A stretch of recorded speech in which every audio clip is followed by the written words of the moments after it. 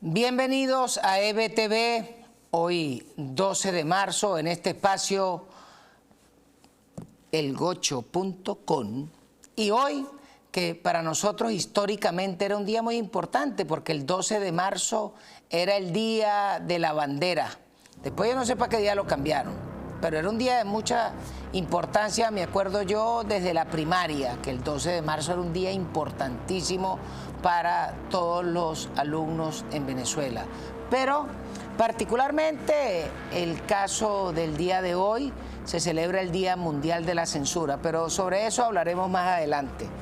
Lo pertinente es indicar que el evento al cual asistió la señora María Corina Machado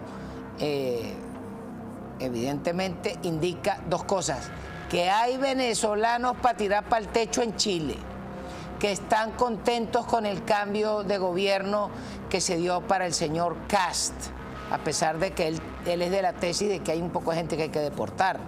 Pero además de eso, el agradecimiento de la señora Machado a la invitación del gobierno soberano de la República de Chile, y también quizás indicar de parte de ella lo importante que es el cambio en la transición pacífica del poder, que fue lo que observamos el día de ayer.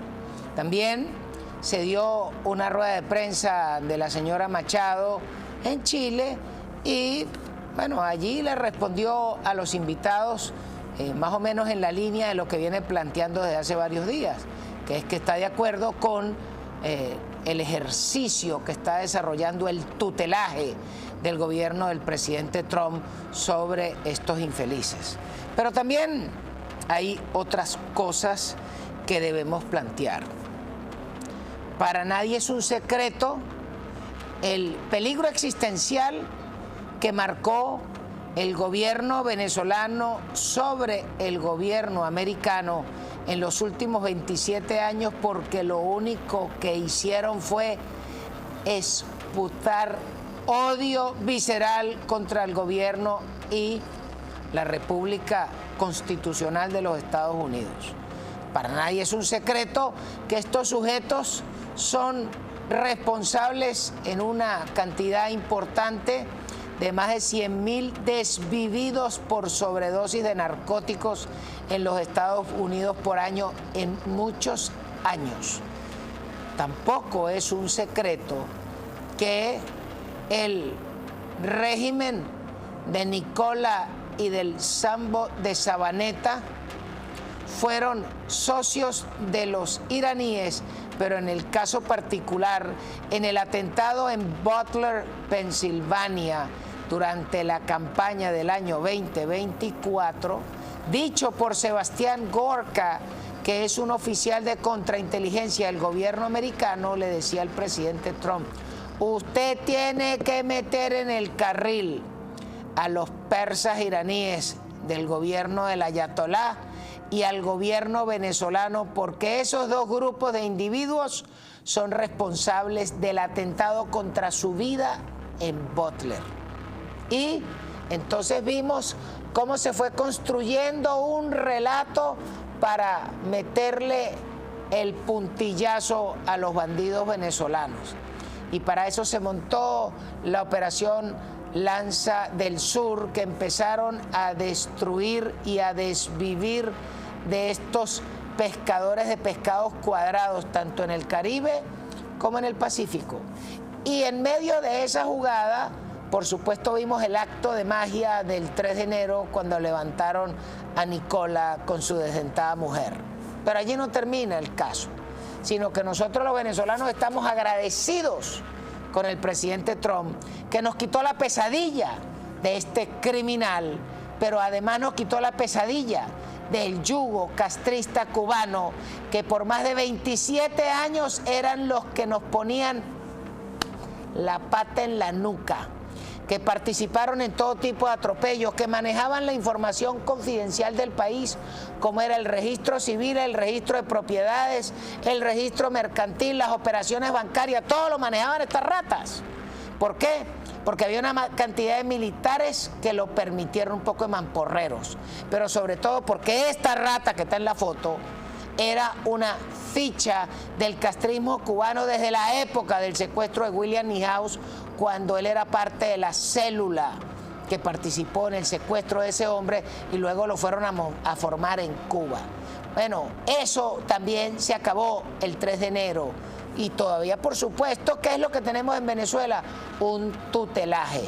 Pero hablando del tutelaje, observamos que si algo se aseguró el señor Trump es que para poderle parar el macho a los locos iraníes tenía que asegurarse el suministro seguro de un proveedor suficiente de crudo a los Estados Unidos como es Venezuela. Y eso se aseguró con el éxito de la operación del 3 de enero. Y a partir de ese momento, entonces vino una jugada rapidísima que, insisto, los venezolanos la agradecemos, pero había que ver la jugada geopolítica desde la visión del helicóptero. Y no es otra cosa de que para tirarse la parada en Irán tenías que asegurar el suministro. El problema no es de precio, porque fíjese que bajó a 84 y volvió a subir a 90 y algo. Pero ese no es el problema. El problema es que a Estados Unidos no le faltara crudo para los próximos días. Y eso es lo que se aseguraron con el tutelaje en Venezuela. Y entonces de inmediato mandaron al jefe de la CIA, que fue el jefe de los huérfanos que entregaron a Nicola. Después mandaron a la señora Dogu, después mandaron al señor general Donovan, que es el que les dijo, si se mueven en la foto y tengo un poco de aviones para darle chocolate. Después mandaron al secretario de Energía, que es el señor Chris Wright, y me cambia la norma de juego que se llama la ley de hidrocarburos. Y después mandaron al secretario del Interior a cambiar el siguiente juego, que es el problema de las minas. ¿Qué quiere decir? Que los americanos se están asegurando el suministro, porque no es el robo, es el suministro, y que nos lo van a pagar a precio full de crudo, de metales preciosos, de metales estratégicos, de coltán, de hierro, de bauxita, etc. Eso es lo que ha significado el tutelaje. Pero ¿qué pasa? Hay un tema que es importante tocar, que es que dentro de todas las calamidades que hay que reparar, evidentemente que la economía es lo principal, pero los venezolanos tienen una necesidad urgente, que es la salud. Más allá del salario y las pensiones, que es un desastre, pero más importante es resolver la salud, porque en la salud entran niños, mujeres, hombres de todo tipo, y enfermos especiales y ancianos, porque no hay con qué pagar la salud. Y quizás la próxima visita que necesitamos en Venezuela para el tutelaje es la visita del secretario de Salud de los Estados Unidos, que es el señor Robert Francis Kennedy, y que este hombre se reúna con los encargados de las clínicas, de los seguros, de las farmacias, de los hospitales públicos y de los encargados del presupuesto del gobierno de la huérfana. Porque para dar salud, eso requiere mucha plata, pero esa cuenta hay que sacarla. Y quien tiene que echarnos una mano es el secretario de Salud, porque no puede haber inversión petrolera si aquellos individuos que van a trabajar en Venezuela no tienen salud. Y hoy en día no hay sistema de salud privado, solamente a punta de cash. Pero así no funciona el sistema de salud, y eso tiene que revisarse como negocio para que sea viable.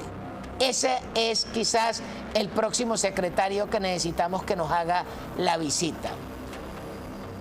Ahora vamos a comerciales y ya seguimos en elgocho.com.